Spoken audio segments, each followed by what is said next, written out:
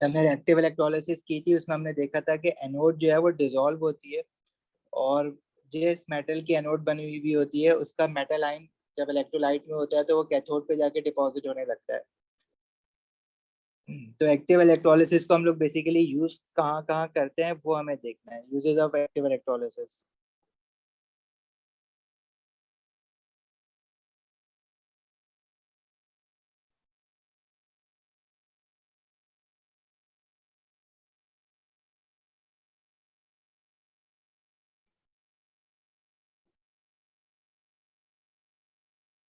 अच्छा जी, number one use है इसका इलेक्ट्रोप्लेटिंग।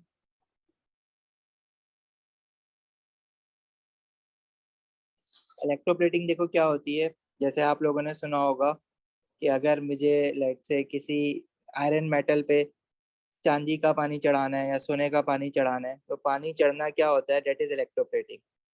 इसमें हम लोग करते क्या है, जैसे फॉर एग्जांपल कोई एक स्पून है जिसको मुझे सिल्वर प्लेट करना है, तो उसको सिल्वर प्लेट करने के लिए मैं क्या करूंगा, उस स्पून को जो है मैंने एनोड कैथोड बनाना है, बैटरी के नेगेटिव टर्मिनल से कनेक्ट करना है, और जो मेटल इस पे इलेक्ट्रोप्लेट करना है उस मेटल का मुझे एनोड लेना होगा। जैसे फॉर एग्जांपल अगर सिल्वर प्लेटिंग करनी है तो मुझे एनोड जो है वो सिल्वर की लेनी होगी, एजी एनोड। ये है हमारे पास आयरन स्पून। और इलेक्ट्रोलाइट में हम लोग क्या लेंगे, इलेक्ट्रोलाइट में हम अब सिल्वर को इलेक्ट्रोप्लेट करना है ना, तो सिल्वर एनोड डिसॉल्व होगी और जाके सिल्वर आयन जो है वो डिपॉजिट होंगे आयरन स्पून के ऊपर। तो इलेक्ट्रोलाइट में हमारे पास सिल्वर आयन होना जरूरी है, सिल्वर आयन की प्रेजेंस होना जरूरी है। और सिल्वर आयन लेने के लिए हम कोई सिल्वर का सॉल्युबल सॉल्ट लेंगे।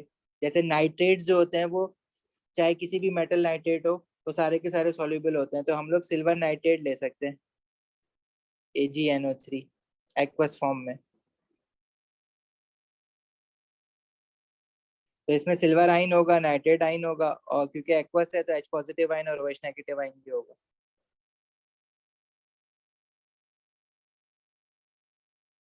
स्पून जो है वो नेगेटिवली चार्ज हो गई है आयरन की, क्योंकि कैथोड पे कनेक्टेड है, और जो सिल्वर मेटल मैंने कनेक्ट किया एनोड के साथ। तो हम लोग इसमें करते क्या है, जैसे फॉर एग्जांपल इसको हमने क्या करना है, to electroplate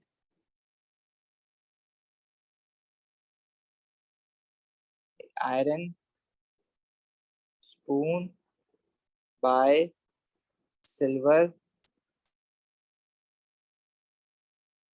metal. Number one हमने क्या करा है इसमें, मेटल टू बी इलेक्ट्रोप्लेटेड, जिस मेटल के ऊपर इलेक्ट्रोप्लेटिंग होनी है, जिस पे मेटल चढ़ना है, इज कनेक्टेड एट एनोड,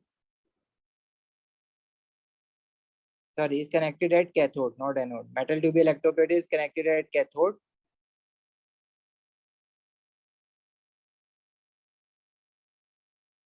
अच्छा, एनोड पे हम क्या बनाएंगे, जिस मेटल की इलेक्ट्रोप्लेटिंग हम करवा रहे हैं, metal use for electroplating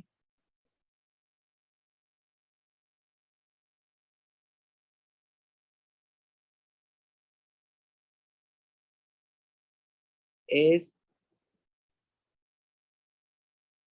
connected at anode. पहले वाले में मेटल की जगह अगर ऑब्जेक्ट कर दो तो ज्यादा एक्सप्लेनेटरी हो जाएगा, कि कोई भी ऑब्जेक्ट हो सकता है लेकिन वो इलेक्ट्रिसिटी कंडक्ट जरूर करता हो, उसके ऊपर चार्ज जरूर आए। तो वो एलॉय भी हो सकता है और प्योर मेटल भी हो सकता है कोई।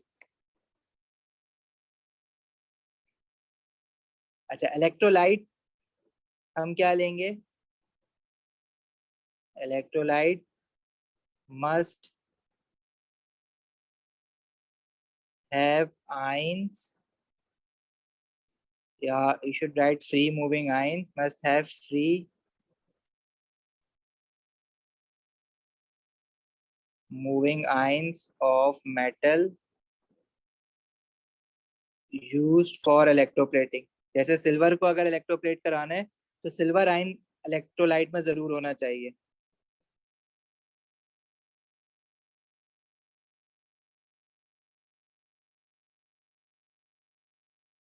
अब सिल्वर आयन या कोई भी जैसे गोल्ड को करवाना है, या अगर आपको कॉपर को किसी चीज पे इलेक्ट्रोप्लेट करवाना है, जिंक को करवाना है तो बेस्ट वे ये है कि आप उसका कोई सॉल्युबल सॉल्ट लो एक्वस फॉर्म में। और सॉल्युबल सॉल्ट, अब आपको nitrates, all nitrates are soluble, तो nitrate salt are always soluble. तो आपको अगर खुद डिजाइन करने के लिए आ जाए तो आपने नाइट्रेट सॉल्ट आंख बंद करके ले लेना है किसी भी मेटल का, वो सॉल्युबल ही होता है। सही है, तो यहाँ पे एक लिख भी लेना, all metal nitrates are soluble. जरूरी नहीं है कि नाइट्रेट ही लो, अब अगर कोई और सॉल्ट, सिल्वर क्लोराइड जो है वो इनसॉल्युबल होता है तो वो मैं नहीं ले सकता।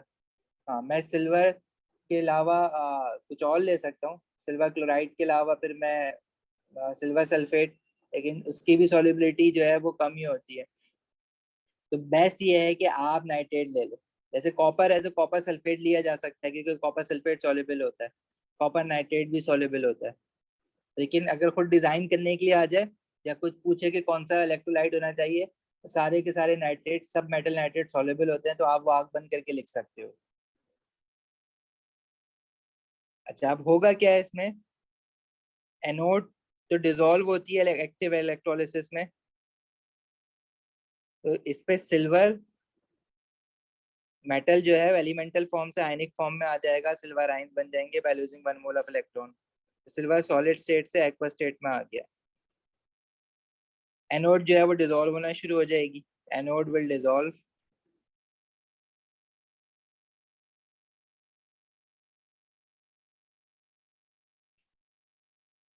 अच्छा, और कैथोड पे क्या होगा, कैथोड पे रिडक्शन होती है, डिपोजिशन होगी उस पे। एनोड पे हमेशा याद रखना ऑक्सीडेशन होती है, कैथोड पे हमेशा रिडक्शन होती है।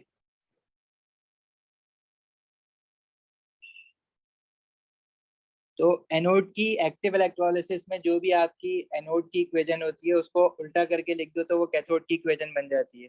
तो जो सिल्वर आयंस इलेक्ट्रोलाइट में है वो जाएंगे कैथोड के पास और वो इलेक्ट्रॉन गेन करके वहां पे as a silver element deposit हो जाएंगे। मतलब सिल्वर जो है वो इसके ऊपर जाके ऐसे डिपॉजिट हो जाएगा, सिल्वर चिपकना शुरू हो जाएगा, तो हम कहेंगे कि वो इलेक्ट्रोप्लेट हो गया है सिल्वर से, सिल्वर की कोटिंग हो गई है उसके ऊपर। राइट, तो इलेक्ट्रोप्लेटिंग हम लोग कैसे कर पा रहे हैं, एक्टिव इलेक्ट्रोलिसिस की वजह से।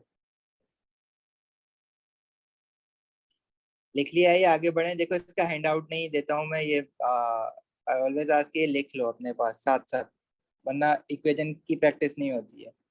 आगे कर दूं, रामी, शानदाना।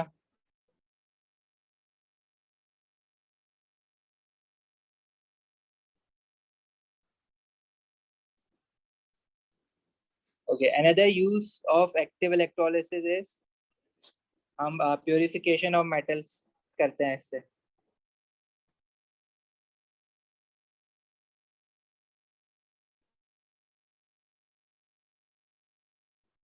फॉर एग्जाम्पल, मुझे एक कोई मेटल रॉड दी किसी ने जो एलॉय है, लेट से इसके अंदर आयरन भी है और जिंक भी है, दोनों मेटल्स हैं, एलॉय है। अच्छा, आप चाह रहे हो कि इसके अंदर से आयरन जो है ना वो हमें सेपरेट आउट करना है, आयरन मुझे चाहिए। तो इसमें से देखो, अगर आप कहोगे इसको मेल्ट करके आयरन निकालने, तो पॉसिबल नहीं है। मेल्ट करोगे तो जिंक भी, तो जिंक के एटम्स भी तो उसमें से होंगे, आप कलेक्ट तो नहीं कर सकते। अगर मुझे एलॉय में से किसी एक मेटल को बाहर निकालना है तो उसको हम प्योरिफिकेशन कहेंगे, कि हम प्योर मेटल बाहर निकाल रहे हैं, चाहे वो जिंक निकालो चाहे वो आयरन निकालो।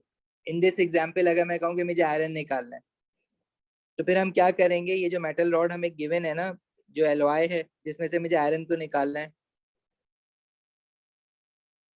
तो मैं इसको जो है अपना एनोड पे कनेक्ट कर दूंगा, इम्प्योर मेटल रॉड जो है मेरे पास positive terminal of a battery पे, और negative terminal of a battery पे इस में हम लोग कैथोड जो बनाएंगे वो ऑलरेडी कोई, अगर हमारे पास प्योर आयरन की कोई रॉड होगी ऑलरेडी, उसको हम कैथोड बना देंगे।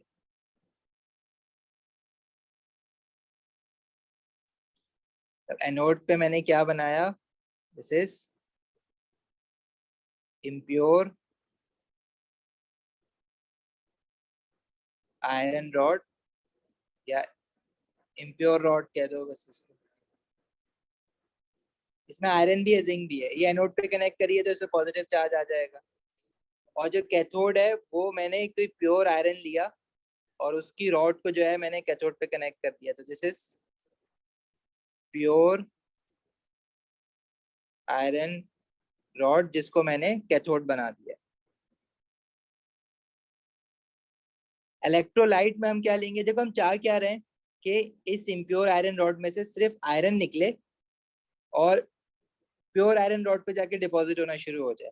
मतलब मुझे आयरन को ऑक्सीडाइज करवाना है, मतलब एनोड जो होगी इम्प्योर आयरन रॉड, इसमें से मैं कह रहा हूँ कि आयरन एलिमेंटल फॉर्म से let's say iron 2 positive ion की फॉर्म में आए, लूजिंग 2 मोल ऑफ इलेक्ट्रॉन, और कैथोड पे जाके ये आयरन आयन जो है वो डिपॉजिट हो जाए, उल्टा हो जाए। कैथोड की इक्वेशन हमेशा एक्टिव इलेक्ट्रोलिसिस में अपोजिट होती है। तो होगा क्या कि जो आयरन है वो इसके अंदर से, इस रॉड में आयरन भी था और जिंक भी था, आयरन के एटम आइन बन बन के जाएंगे और कैथोड पे जाके डिपॉजिट होकर दोबारा एलिमेंटल फॉर्म में आ जाएंगे। तो जो प्योर आयरन रॉड है उसके ऊपर आयरन ही डिपॉजिट हो रहा होगा, तो हमारे पास जो हमने जो आयरन है ना वो इम्प्योर रॉड में से निकाल के प्योर आयरन रॉड पे ले गए। प्योर आयरन रॉड वहां पे रखना इसलिए जरूरी है कि अगर मैं किसी और मेटल पे उसको डिपॉजिट करवा लेता हूँ फिर तो वही बात हो गई ना, फिर वो अगेन इम्प्योर हो गई। मुझे तो आयरन को अलग करना था। समझ आ रही है बात। इलेक्ट्रोलाइट क्या होना चाहिए जिसमें आयरन के आयन हो, जैसे मैंने कहा ना कि आयरन नाइट्रेट ले लो आंखें बंद करके, आयरन 2 नाइट्रेट, इसमें आयरन के फ्री मूविंग आयन होंगे क्योंकि सॉल्युबल सॉल्ट होते हैं नाइट्रेट सारे।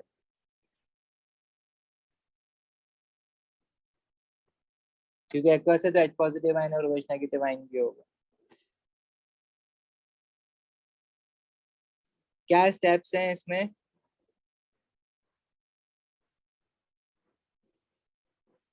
इन order to separate iron from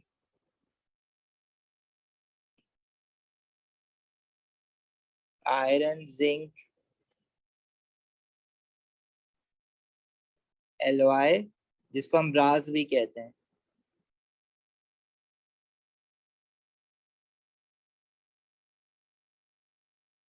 नहीं सॉरी, ब्रास तो कॉपर एंड जिंक होता है, आयरन एंड जिंक का एलॉय पता नहीं क्या होता है, खैर ऐसे एग्जांपल ले लिए। In order to separate iron from iron zinc alloy क्या करेंगे हम, impure rod to be made anode, pure iron rod to be made cathode,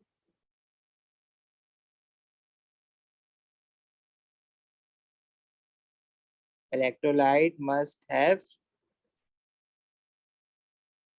free moving iron ions। जैसे हमने आयरन 2 नाइट्रेट ले लिया,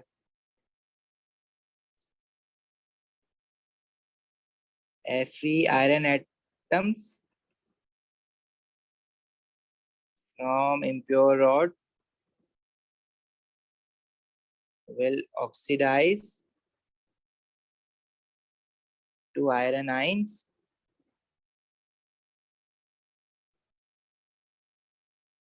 Fe2 ions from electrolyte will reduce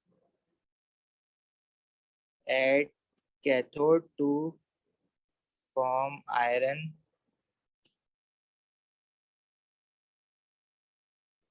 atoms again.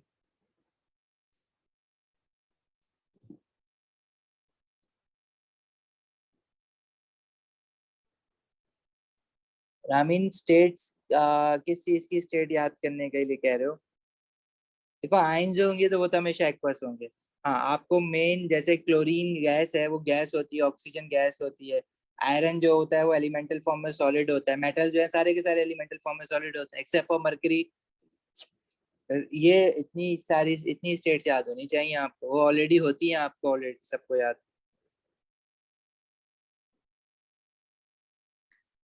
सही है।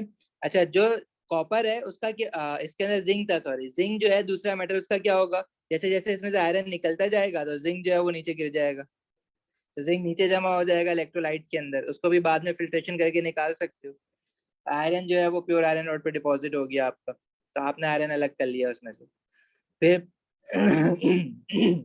इस पे डिफरेंट क्वेश्चंस बनाएगा वो, बनाता है, करेंगे वो क्वेश्चन कि परसेंटेज चेंज इन मास कितना आया है, उससे आप ये पता लगा सकते हो कि जो रॉड थी वो उसमें आयरन कितने परसेंट था, कितने परसेंट इम्प्योर रॉड थी या कितने परसेंट प्योर रॉड थी। इस तरह के क्वेश्चंस इसमें बनेंगे फिर। क्लियर है यहाँ तक? आगे बढ़े।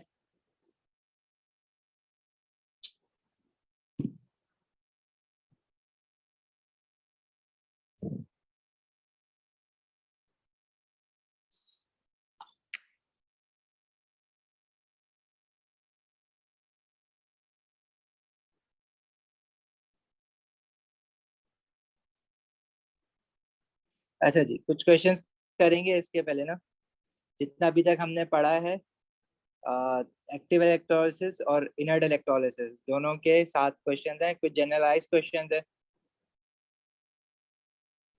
अच्छा, जैसे फॉर एग्जांपल क्वेश्चन 2।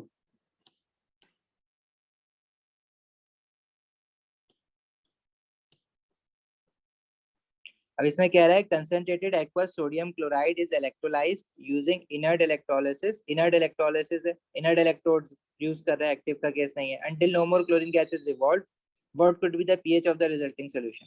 देखो, इनिशियली आपको थोड़ा सा मुश्किल लगेगा कि ये क्वेश्चन जो है वो, तो इस क्वेश्चन के लिए मैं पूरा वो सेल क्यों बनाऊं, एमसीक्यू है 1 मार्क्स का। आपने इतना रियलाइज करना है कि भाई कैथोड और एनोड तो इसमें होगी, ठीक है, मैं सिर्फ इसलिए बना रहा हूँ ताकि तुम लोगों को रिकॉल हो जाए, वरना हर क्वेश्चन में आपको बनाने की जरूरत नहीं है, आप कर लोगे उसको। Concentrated sodium chloride, Na positive, Cl negative, H positive, OH negative. अब ये वर्ड कंसंट्रेटेड लिखा है, कंसंट्रेटेड के लिए मैंने बताया था कि अगर मैं कैथोड की इक्वेशन देखूं तो कैथोड नेगेटिव है, एनोड जो है वो पॉजिटिव है। तो कैथोड के ऊपर आपके पास सारे पॉजिटिवली चार्ज आयन आ जाएंगे, जैसे Na पॉजिटिव आ गया, H पॉजिटिव आ गया। एनोड के ऊपर नेगेटिवली चार्ज आयन, जैसे क्लोराइड आयन आ गया, हाइड्रोक्साइड आयन आ गया। कैथोड पे कौन सा वाला रिड्यूस्ड होगा? H पॉजिटिव आयन, क्योंकि रिएक्टिविटी सीरीज में वो नीचे होता है, ठीक है। और एनोड पे हमारे पास कौन सा चार्ज आएगा? क्लोराइड आयन या हाइड्रोक्साइड आयन। हाइड्रोक्साइड आयन नीचे होता है, लेकिन कंसंट्रेटेड एक्वा सोडियम क्लोराइड जब लेते हो तो क्लोराइड आयन हमारा लिबरेट होता है, ऑक्सीडाइज होता है, हाइड्रोक्साइड आयन नहीं होता, वरना डाइल्यूट में हमेशा हाइड्रोक्साइड आयन होता है। रामीन इलेक्ट्रोलिसिस ऑफ एल्यूमिनियम नहीं किए। रिफाइनिंग ऑफ कॉपर जो है वो, जो अभी मैंने आपको प्योरिफिकेशन ऑफ वो बताया ना, आयरन, तो उसी तरह प्योरिफिकेशन ऑफ कॉपर का भी हम बना सकते हैं, तो रिफाइनिंग ऑफ कॉपर वही चीज है। हाँ, इलेक्ट्रोलिसिस ऑफ एल्यूमिनियम मैं भी करवाऊंगा। बेसिकली वो एक्सट्रैक्शन ऑफ एल्यूमिनियम है, ठीक है। एक्सट्रैक्शन एल्यूमिनियम की हम लोग ने मेटल्स में नहीं पढ़ी थी, हम लोगों ने सिर्फ एक्सट्रैक्शन ऑफ आयरन मेटल्स में के चैप्टर में पढ़ा था। और उसका रीजन क्या था? एल्यूमिनियम के एक्सट्रैक्शन इसलिए नहीं पढ़ी थी क्योंकि एल्यूमिनियम के एक्सट्रैक्शन हम रिड्यूसिंग एजेंट यूज करके नहीं करवा सकते, बल्कि हमें क्या करना पड़ता है? इलेक्ट्रोलिसिस करवानी पड़ती है। तो इलेक्ट्रोलिसिस में इसको हम इसलिए पढ़ते हैं क्योंकि इलेक्ट्रोलिसिस जब पढ़ा हुआ नहीं होता। देखो, रिफाइनिंग ऑफ कॉपर, जिंक या कोई भी मेटल की रिफाइनिंग सिलेबस में स्पेसिफिकली उसको इसलिए कहता है कि आपके पास कोई भी मेटल है, प्योरिफिकेशन ऑफ मेटल्स में ही आ जाता है वो। आप चाहे वो कॉपर और जिंक का एलॉय ले लो, मैंने आयरन और जिंक का ले लिया था, मेरे जहन में पता नहीं क्या आयरन और जिंक चल रहा था, बेसिकली वो ब्रास लेना था मुझे कॉपर एंड जिंक का। तो अगर आप कॉपर एंड जिंक का ले लोगे और उसमें से आपको कॉपर निकालना है, तो फिर आप जो है वो इलेक्ट्रोलाइट जो है वो, उसमें कॉपर आयंस होने चाहिए, तो कॉपर नाइट्रेट या कॉपर सल्फेट ले लेना, इम्प्योर रॉड एनोड हो जाएगी, मतलब जो एलॉय है कॉपर और जिंक का। और कैथोड पे आपके पास प्योर कॉपर रॉड हो जाएगी।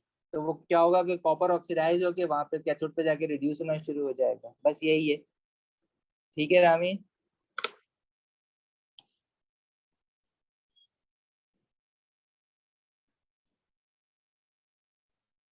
अच्छा जी, इस क्वेश्चन में वो ये कह रहा था कि concentrated aqueous sodium chloride is electrolysed using inert electrode until no more chlorine gas is evolved, what could be the pH of the resulting solution?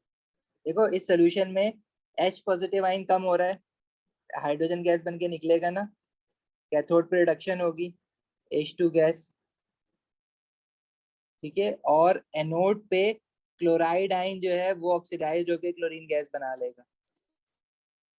तो हमारे पास रिमेनिंग आयंस कौन कौन से रह जाएंगे? Na पॉजिटिव आयन और OH negative ion. H positive ion और chloride ion निकलता जाएगा, H positive ion hydrogen gas बना लेगा, क्लोराइड आयन जो है वो क्लोरीन गैस बना लेगा। Remaining will be left with Na positive and OH negative ion. ठीक है, H पॉजिटिव आयन कम हो रहा है और OH नेगेटिव आयन अब उतना ही है, तो रिलेटिवली OH नेगेटिव आयन बढ़ गया। जब OH नेगेटिव आयन ज्यादा होता है तो सोल्यूशन जो है वो एल्कलाइन हो जाता है, एल्कलिनिटी बढ़ जाती है उसमें। सही है। तो सोल्यूशन एल्कलाइन कब होता है? जब उसका पीएच 7 से ऊपर होता है, जब OH नेगेटिव आयन ज्यादा होता है H पॉजिटिव आयन से। तो resulting pH of the solution क्या होना चाहिए? 11।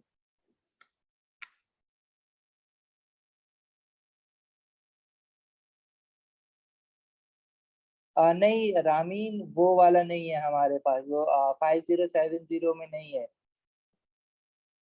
ठीक है, जिंग वाला। वो आप शायद आईजीसी की वो देख रहे हो, अभी आईजीसी तो नहीं दे रहे हो ना, वो दे रहे हो कैम्ब्रिज दे रहे हो ना? वो मैं पढ़ाऊंगा वैसे यहाँ पे भी। ओके ओके, नहीं वो कुछ भी नहीं है, वो उसमें सारी नॉलेज यही लगनी है। इसके लेक्चर के एंड में मैं पढ़ाऊंगा, आईजीसी का भी मैं सारा पढ़ाता ही हूँ।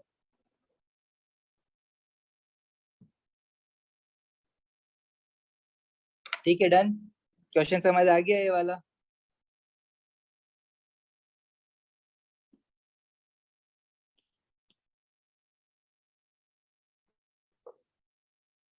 अच्छा जी, क्वेश्चन 3 क्या है? Copper is purified by electrolysis. अभी हमने की ना प्योरिफिकेशन की बात की, copper is purified by electrolysis, which statement is not correct? अच्छा, जब कॉपर की अगर आपने प्योरिफिकेशन करनी है तो कैथोड आपके पास प्योर कॉपर की होनी चाहिए और एनोड पे आपके पास इम्प्योर कॉपर होना चाहिए। ये मेन मेन चीजें प्रैक्टिस करते करते याद हो जाएंगी, इम्प्योर कॉपर और ये प्योर कॉपर होना चाहिए। और इलेक्ट्रोलाइट में कॉपर आयंस जरूरी हो। अब कॉपर नाइट्रेट लो, चाहे कॉपर सल्फेट लो, या कोई भी सॉल्युबल सॉल्ट ले लो कॉपर का। तो ऑप्शन ए कह रहा है बोथ इलेक्ट्रोड्स कंटेन कॉपर। देखो एक इलेक्ट्रोड तो इम्प्योर कॉपर होगी ना, दोनों की दोनों के अंदर कॉपर नहीं हो सकती। ठीक है। अच्छा, लेकिन इसमें भी तो कॉपर है, प्योर कॉपर में भी कॉपर है, इसमें भी कॉपर है, तो कॉपर तो दोनों में है ना। तो बोथ इलेक्ट्रोड्स कंटेन कॉपर लिखा हुआ है, both electrodes are made up of copper होता तो वो एक अलग बात होती कि इम्प्योर कॉपर सिर्फ कॉपर की तो नहीं बनी हुई है। तो ये स्टेटमेंट सही है, दोनों इलेक्ट्रोड में कॉपर तो है, इम्प्योर कॉपर इलेक्ट्रोड में भी तो ऑब्वियसली कॉपर है, तभी तो उसको इम्प्योर कॉपर की कह रहे हैं ना, प्योर कॉपर में तो सारा का सारा कॉपर ही है, तो ये स्टेटमेंट तो सही है। अच्छा, copper is both oxidise and reduce in the process. हाँ, एनोड पे क्या होगा? कॉपर ऑक्सीडाइज्ड होगा, कॉपर आयन बनेंगे, और कैथोड पे कॉपर आयन जो है वो रिड्यूस्ड होके कॉपर एलिमेंटल फॉर्म में आ जाएगा। तो ऑक्सीडेशन रिडक्शन कॉपर की दोनों हो रही है, ये स्टेटमेंट भी सही है, करेक्ट है। मतलब pure copper is deposited on the positive electrode, ये स्टेटमेंट गलत है। प्योर कॉपर जो है वो नेगेटिव इलेक्ट्रोड यानी कि कैथोड पे डिपॉजिट होगा, और पॉजिटिव इलेक्ट्रोड यानी कि एनोड से डिसॉल्व होगा, आयन बनेंगे। ठीक है, एनोड डिसॉल्व होती है ना, और डिपोजिशन कहाँ होती है? कैथोड पे होती है। तो ये कैथोड नेगेटिव इलेक्ट्रोड होती है, तो प्योर कॉपर नेगेटिव इलेक्ट्रोड पे डिपॉजिट होना चाहिए। तो ये स्टेटमेंट गलत लिखी हुई है, मतलब ये हमारा आंसर है। The electrolyte is aqueous copper 2 sulfate. Aqueous copper 2 sulfate soluble salt है, it will give copper 2 positive ion, तो yes, electrolyte is aqueous copper two sulphate, ये स्टेटमेंट भी सही है, ये हमारा आंसर नहीं। क्लियर है यहाँ तक बात?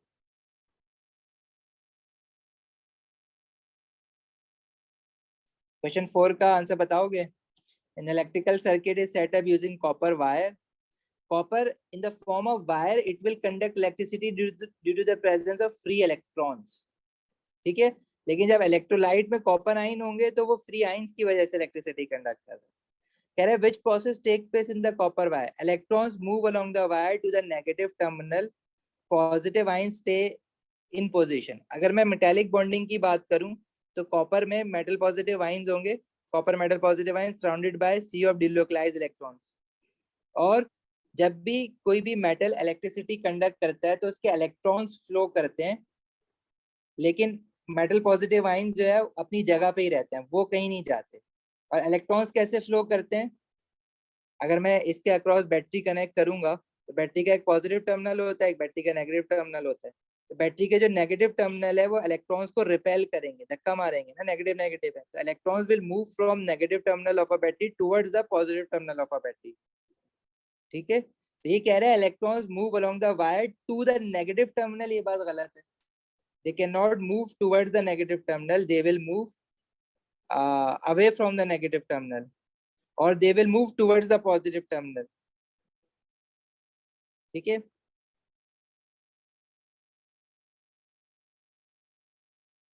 तो बी कह रहा है electron move along the wire to the positive terminal, ये बात सही है। आगे कह रहा है positive ion move to the negative, positive ion move नहीं होते, metal positive ion they stay in position. तो ए और बी दोनों गलत हो गए। सी कह रहा है electrons move along the wire to the positive terminal, ये बात सही है, positive ion stay in position, तो C is correct. Clear? Option D में कह रहा है negative ions move along the wire, negative ions तो कोई होते ही नहीं है, नेगेटिव आयंस कोई नहीं होते, नेगेटिव इलेक्ट्रॉन्स होते हैं, आयंस वायंस कुछ नहीं होते मेटालिक मेटालिक बॉन्डिंग में। कॉपर वायर की बात कर रहा है, मतलब मेटालिक बॉन्डिंग की बात कर रहा है अभी।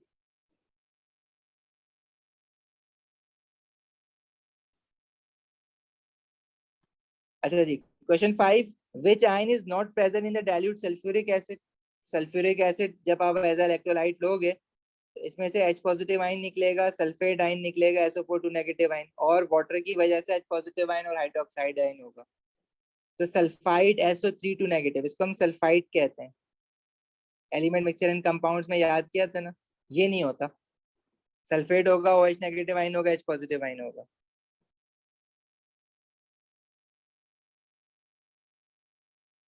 क्लियर? शानदाना रामीन, आगे बढ़े, क्वेश्चन 6 करें। क्वेश्चन 6 है विच occurs during the electrolysis of dilute sulfuric acid?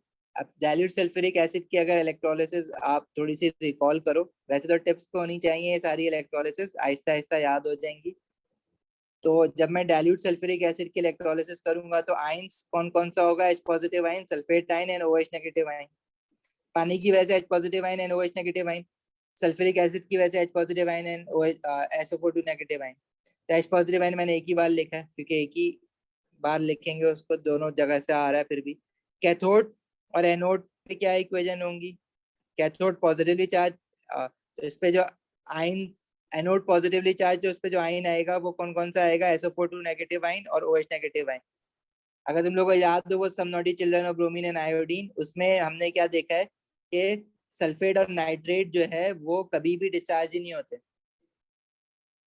ठीक है, तो उनकी तो टेंशन लेनी नहीं है, सल्फेट तो होगा ही नहीं, हाइड्रोक्साइड आयन डिस्चार्ज होगा। तो इसकी इक्वेशन, अब इक्वेशन बनाने के लिए कोई नहीं कह रहा, लेकिन तुम्हें यहाँ पे बस इतना याद होना चाहिए कि ऑक्सीजन गैस बनती है और वाटर बनता है। तो यहाँ पे ऑक्सीजन गैस बनती है, और कैथोड पे क्या होगा? कैथोड नेगेटिव है और पॉजिटिव आयन एक ही H पॉजिटिव आयन, तो वो हाइड्रोजन गैस बनाएगा, तो यहाँ पे हाइड्रोजन गैस बनेगी।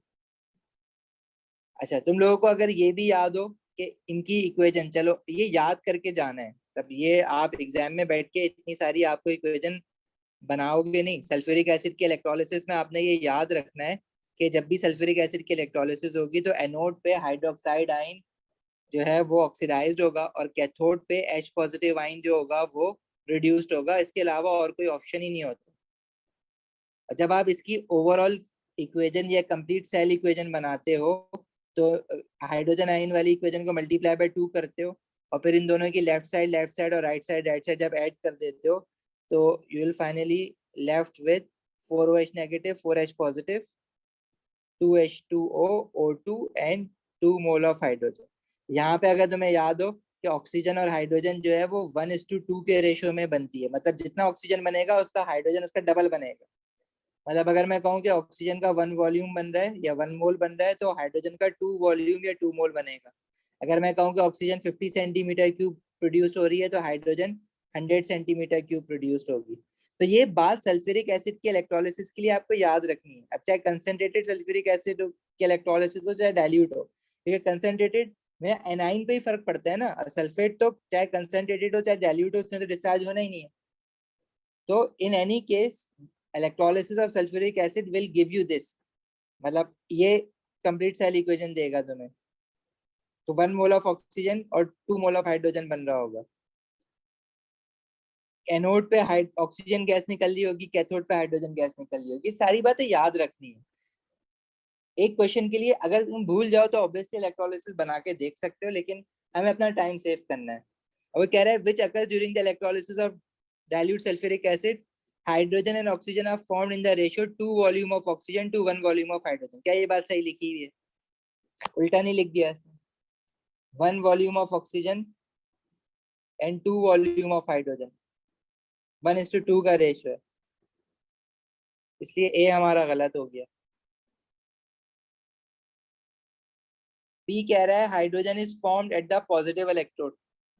हाइड्रोजन जो है वो नेगेटिव इलेक्ट्रोड पे बना है ना, कैथोड पे। ये भी गलत हो गया। सी कह रहा है oxide ions are oxidised to oxygen. Oxide ions तो कहीं पे है ही नहीं, H पॉजिटिव आयन है, सल्फेट आयन है और हाइड्रोक्साइड आयन है। सी भी गलत हो गया। Now we are just left with one option. The dilute sulphuric acid becomes more concentrated. More concentrated होगा कब? जब वाटर कम होगा उसमें से। क्या पानी कम हो रहा है? बिल्कुल हो रहा है। कैसे हो रहा है? पानी जो है वो आयनाइज होकर H पॉजिटिव आयन और OH नेगेटिव आयन बना रहा है ना। जब OH नेगेटिव आयन भी सोल्यूशन से निकल रहा है और H पॉजिटिव आयन भी सोल्यूशन से निकल रहा है तो और ज्यादा पानी आयनाइज हो जाएगा, तो सल्फ्यूरिक पानी जो है वो कम होता जाएगा, जिसकी वजह से sulphuric acid will become more concentrated. ये भी याद रखो, सल्फ्यूरिक एसिड के इलेक्ट्रोलिसिस में सल्फ्यूरिक एसिड कंसंट्रेटेड होता जाता है।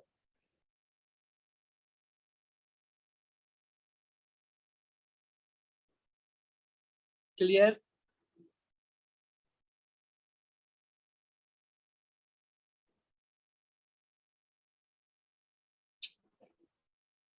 आगे बढ़े।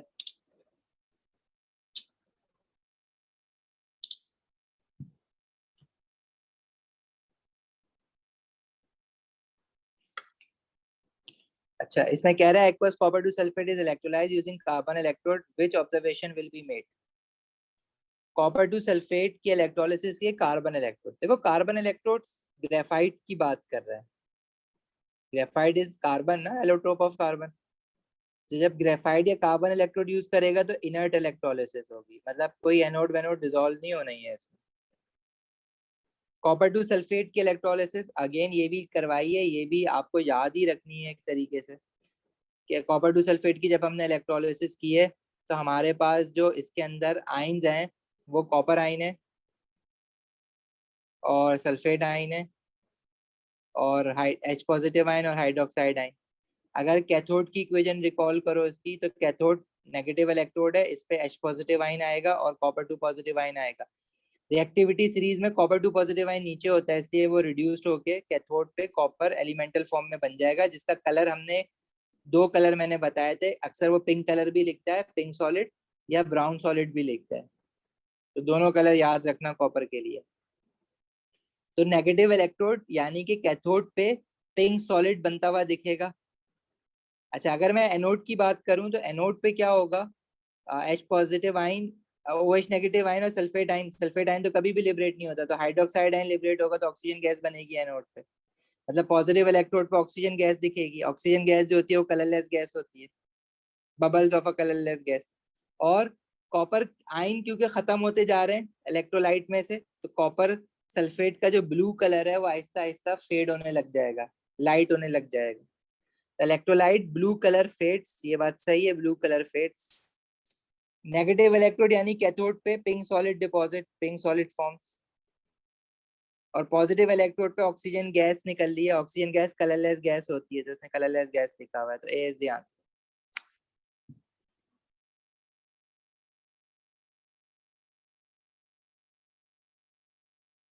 सही।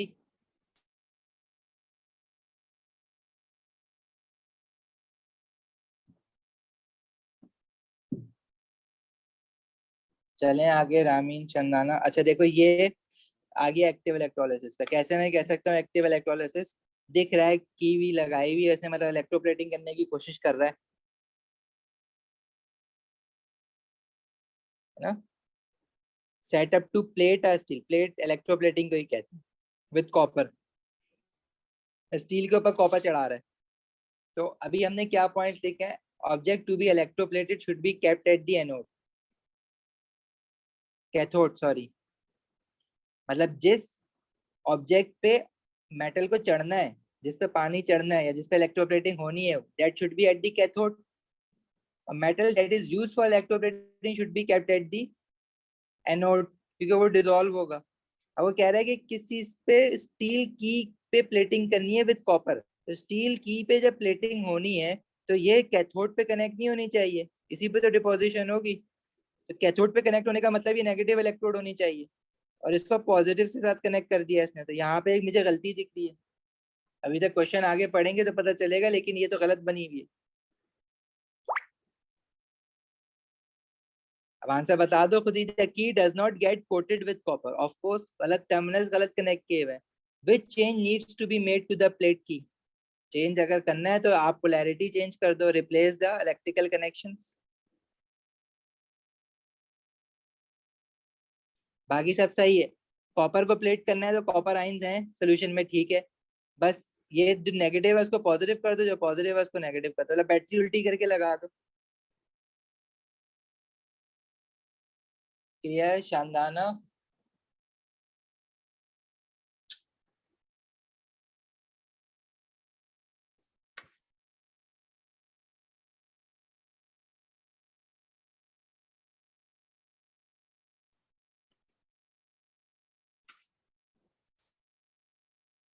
Okay moving on.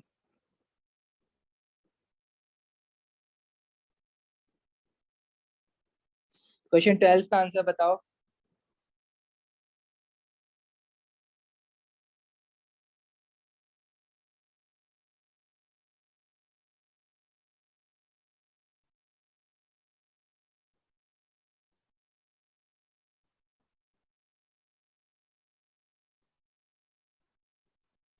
B. Yes.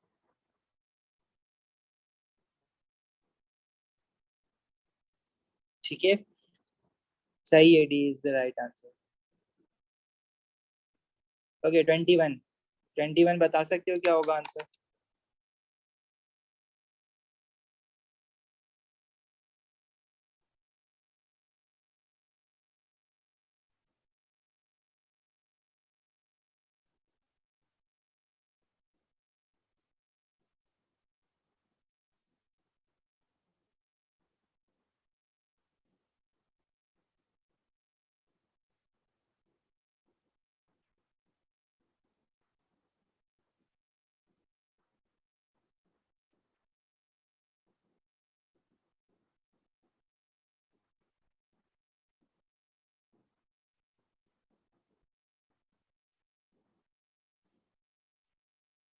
देखो aqueous copper two sulphate is electrolyse using copper electrode, using copper electrode मतलब एक्टिव इलेक्ट्रोलिसिस का केस है। एनोड डिसॉल्व होगा और अपना कैथोड पे कॉपर डिपॉजिट होगा। एनोड का मास कम होगा, कैथोड का मास बढ़ेगा। The current is constant and the anode positive electrode is weighted at regular interval. Which graph obtained when the mass of the anode is plotted against time? तो ये तो clear हो गया ना कि एनोड का मास जो होगा वो डिक्रीज होगा, ठीक है। अच्छा अब आपको जो कंफ्यूजन होना चाहिए वो बी और डी तो हटा ही दो, इंक्रीज तो नहीं हो सकता मास एनोड का, डिसॉल्व होगी। तो you are left with of A and C. अच्छा, इसमें ए में और सी में देखो दोनों में डिक्रीज हो रहा है, लेकिन ये जो डिक्रीज सी में हो रहा है ना, इस तरह से डिक्रीज होता है हमारे पास, क्योंकि करंट जो है ना वो कांस्टेंट वैल्यू का है। कांस्टेंट वैल्यू का है तो डिक्रीज इन मास भी कांस्टेंट होगा, कॉन्स्टेंटली आइंस निकलेंगे, मतलब एक एक नहीं, पहले ज्यादा निकल गया फिर कम निकल गया, ऐसा नहीं है। तो रेट ऑफ चेंज कांस्टेंट होगा, तो सी होता है उसका ग्राफ, याद रखो ये हमेशा ऐसे ही होता है।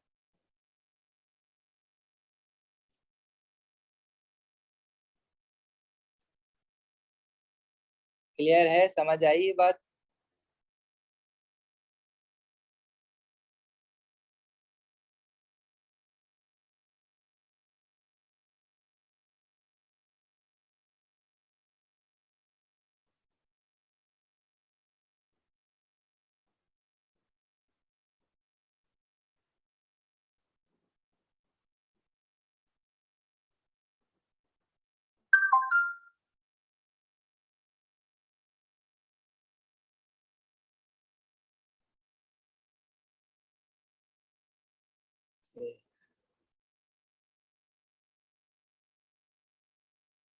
क्वेश्चन 24। हाँ 24 और कर लो, तुम्हारा ना सल्फ्यूरिक एसिड वाला मसले हल हो जाएंगे।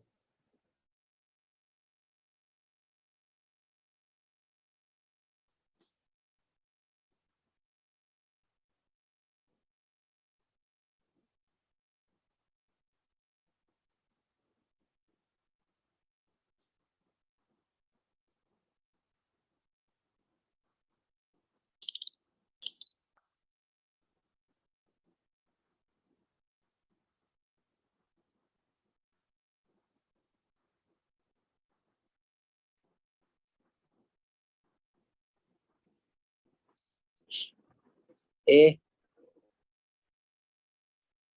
ठीक है। When dilute sulfuric acid is electrolyzed between inert electrode, which statement are correct? Hydrogen is released at the negative electrode, सही है ये बात। ठीक है, oxygen is release at the positive electrode, ये बात भी सही है। सल्फर डाइऑक्साइड इज, ये बात गलत है। एसिड बिकम्स मोर कंसंट्रेटेड, ये बात भी सही है, मतलब याद हो गई है तुम लोगों को।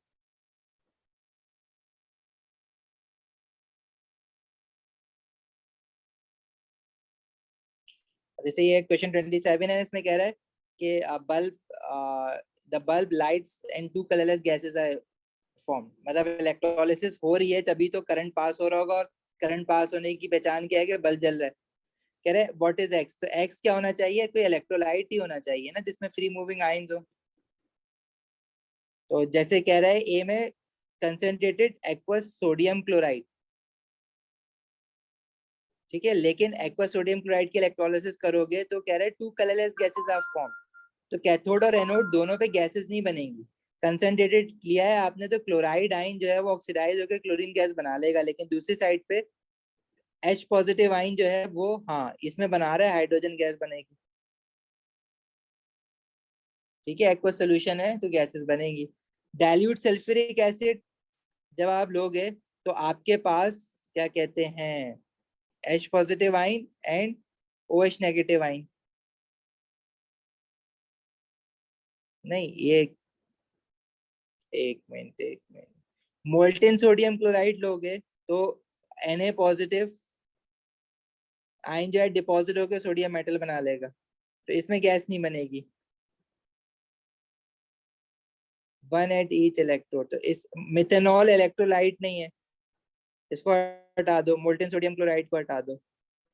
कंसंट्रेटेड एक्वस सोडियम क्लोराइड, अच्छा दिया हुआ क्या था, two colourless gases are formed one at each electrode।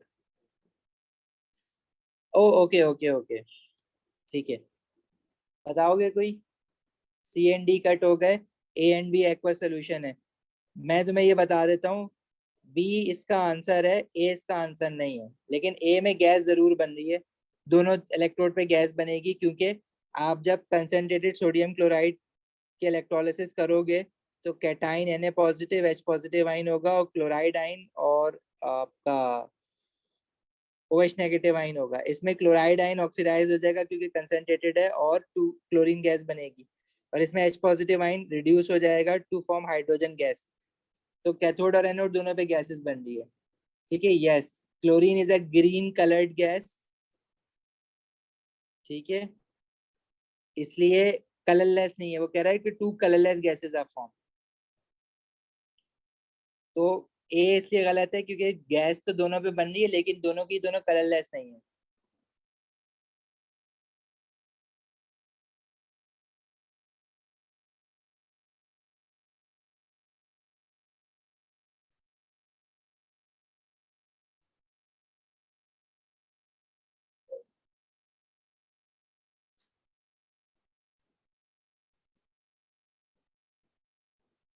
Clear?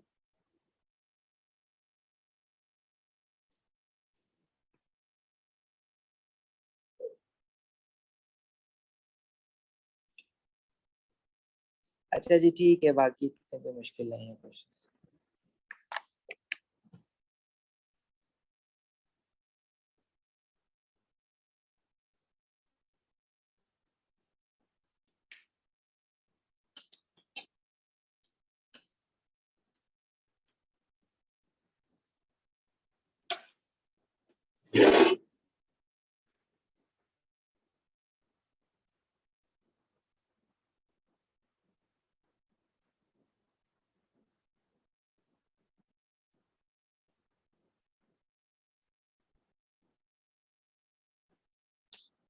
शादाना, आप जा सकती हो।